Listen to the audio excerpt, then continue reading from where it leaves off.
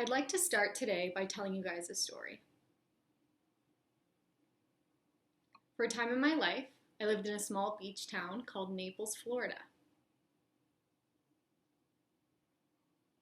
I lived in that town until I was about 24 years old. And just so you know, I'm 29 years old now. In that small town, there were no deaf residents there except for myself. The only one I knew of was about an hour away. As the only deaf person in this little town, all of my friends were hearing people, otherwise known as people who can hear. And that's fine because I liked new experiences.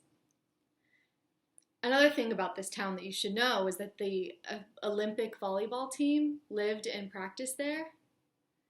And lucky for me, they were willing to play with me, so we would play all the time, indoors, outdoors, beach volleyball.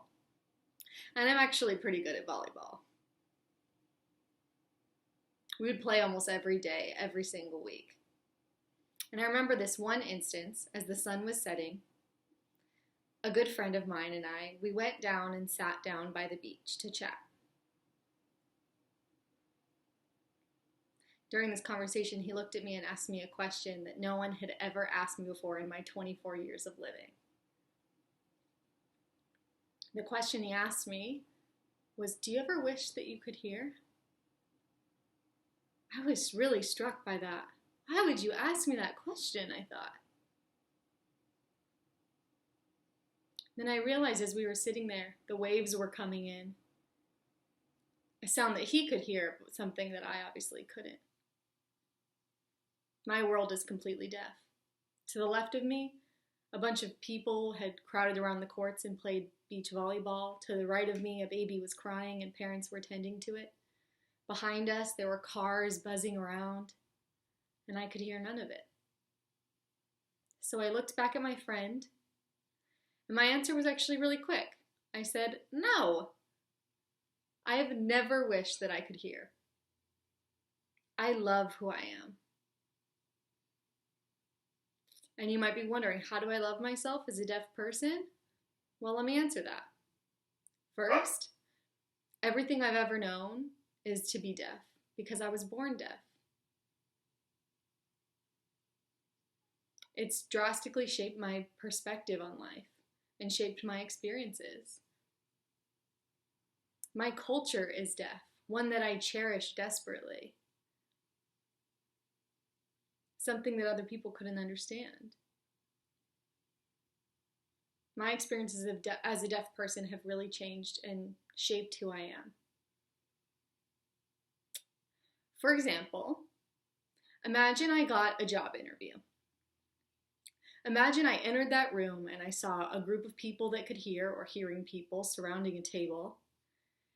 And imagine if I walked into that room and I approached the whole situation thinking, I wish I could verbally communicate like them. I wish I could hear. Do you guys think that I would do well in that interview?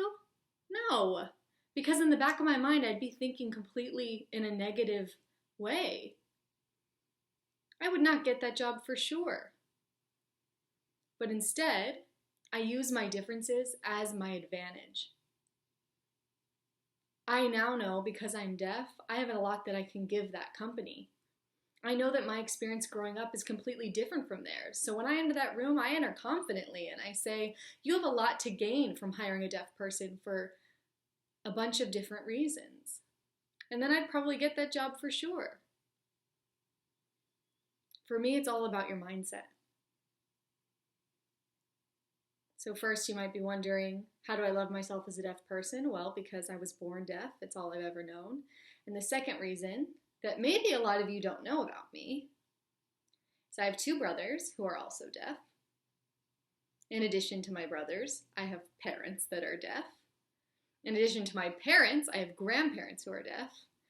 And yes, even my great-grandparents are deaf as well.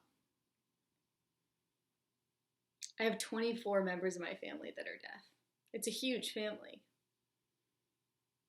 We have 4 generations of deafness. So as you can imagine, when I was born, my parents knew exactly how they wanted to raise me. And they made sure that they raised me in the best way possible.